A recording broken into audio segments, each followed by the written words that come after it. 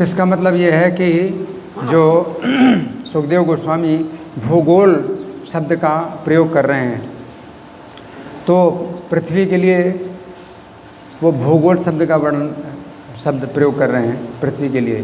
तो हम लोग सोचते हैं कि भूगोल का मतलब है कि पृथ्वी गोलाकार है, लेकिन विश्वनाथ चक्रवर्ती ठाकुर कह रहे हैं कि भूगोल शब्द जो है ये जो सुखदेव गोस्वामी प्रयोग कर रहे हैं, ये पृथ्वी के लिए नहीं कर रहे हैं, बल्कि भूगोल शब्द का प्रयोग कर रहे हैं ब्रह्मांड के लिए।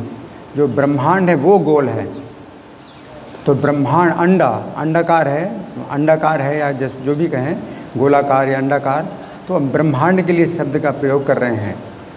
तो यह बात हमें समझना है।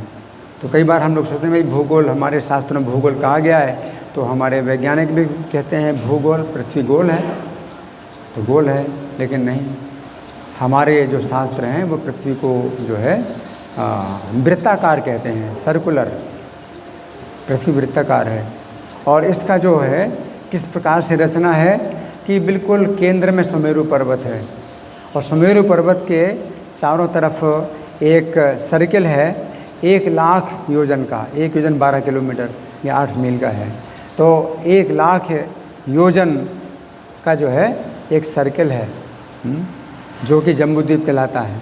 फिर जम्बूद्वीप के चारों तरफ एक दूसरा सर्किल है, वो समुद्र है, क्षार समुद्र, वो भी 1,00,000 योजन का जो है वो है।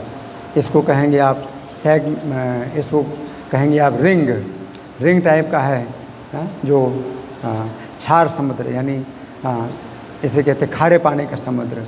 फिर उसके चारों तरफ जो है एक रिंग है, वो है प्लक्षद्वीप का, और वो जो है 2,00,000 योजन उससे दूर है। फिर उसके चारों तरफ इक्षुरस का समुद्र है, ये गन्ने के रस का समुद्र है, वो भी 2,00,000 योजन का चौड़ाई, वो भी जो है एक सर्किल है।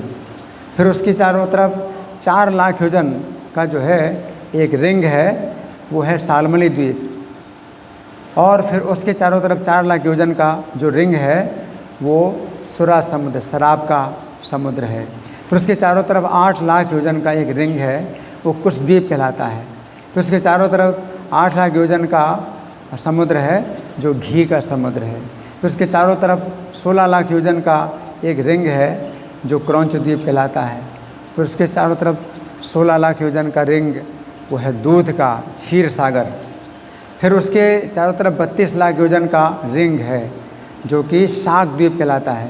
फिर उसके चारों तरफ 32,00,000 योजन का एक रिंग है, दधी का समुद्र है। फिर उसके चारों तरफ 64,00,000 योजन का रिंग है जो पुष्कर द्वीप कहलाता है। फिर उसके चारों तरफ 64,00,000 योजन का एक रिंग है जो कि मीठे पानी का समुद्र है। अब इसके बाद जो है ज़मीन है, वो ज़मीन, वो भी एक रिंग है, वो ज़मीन 1,58,1,58,00,000 योजन की रिंग है। वो ज़मीन है जो कि स्वर्णमयी भूमि है, स्वर्णमयी भूमि है, दर्पण के समान चमकती है, तो कोई चीज़ उसमें गिरा दें तो दिखाई नहीं पड़ेगी। तो यहाँ कोई सामान्य जीव नहीं रहते हैं, देवता लोग ही जो है यहाँ आ सकते हैं और वही देख सकते हैं ज़मीन में कोई चीज़ अगर पड़ी है, नहीं तो आप देख नहीं सकते हैं। तो जो सामान्य प्राणी हैं तो 7 द्वीप 7 समुद्र के अंदर जो पृथ्वी है उसी में ही रहते हैं, इस ज़मीन में नहीं रहते हैं। और इस ज़मीन के चारों तरफ जो एक रिंग है वो लोकालोक पर्वत है। तो जो लोकालोक पर्वत है इसकी ऊंचाई इतनी ज़्यादा ऊंचाई है कि सूर्य से ज़्यादा ऊंचाई, चंद्रमा से ज़्यादा ऊंचाई, यहाँ तक ध्रुवलोक से ज़्यादा ऊंचा है। तो जितने भी ग्रह हैं और सूर्य का प्रकाश, चंद्रमा का प्रकाश, ग्रहों का प्रकाश, ये जो है उस पर जाने ही नहीं देता है। लोकालोक पर्वत जो है इतना ऊंचा है कि कोई भी ग्रह और नक्षत्र का प्रकाश है वो उस पार जाने नहीं देता, इसी तरफ जो है प्रकाश को परावर्तित कर देता है। तो इस प्रकार से लोकालोक पर्वत की जो है ये बताई गई है।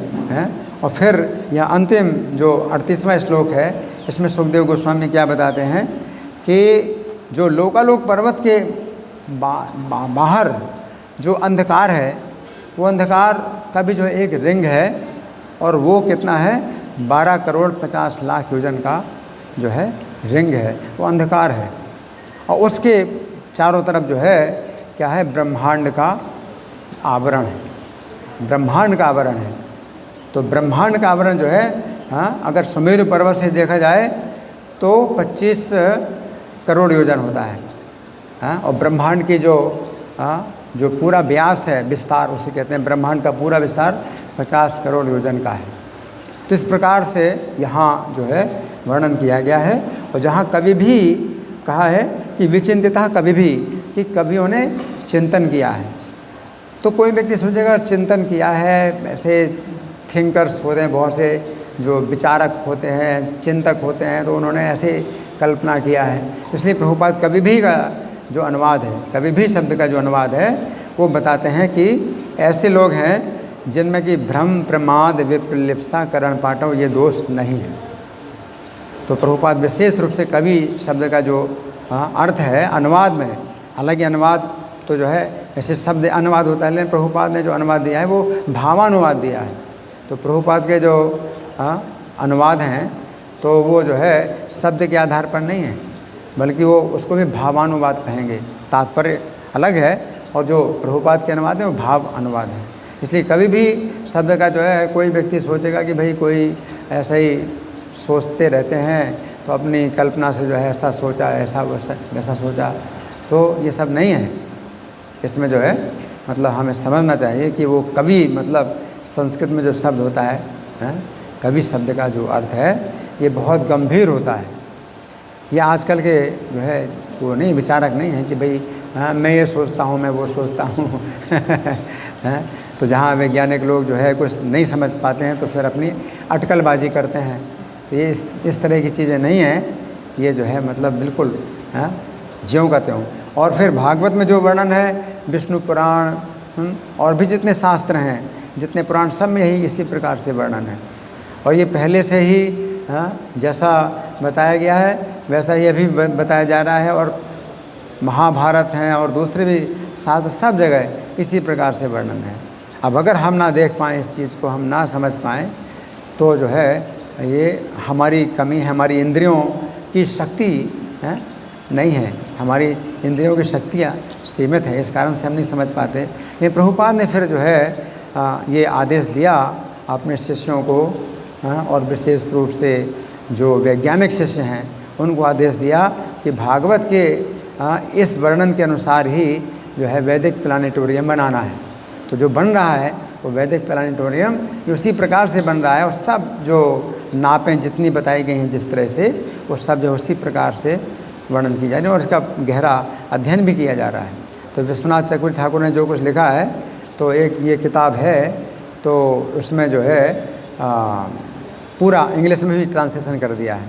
तो प्रभुपाद ने जितना काम किया है, तो प्रभुपाद ने कुछ जो है दिशा निर्देश दिए हैं, लेकिन उन प्रभुपाद के दिशा निर्देशन के अनुसार उनके शिष्य लोग, जो वैज्ञानिक शिष्य हैं, वो जो है उसको जो है और अच्छी तरह से गहराई में जा रहे हैं, और वो मायापुर में जो है वो तैयार हो रहा है। हरे कृष्ण।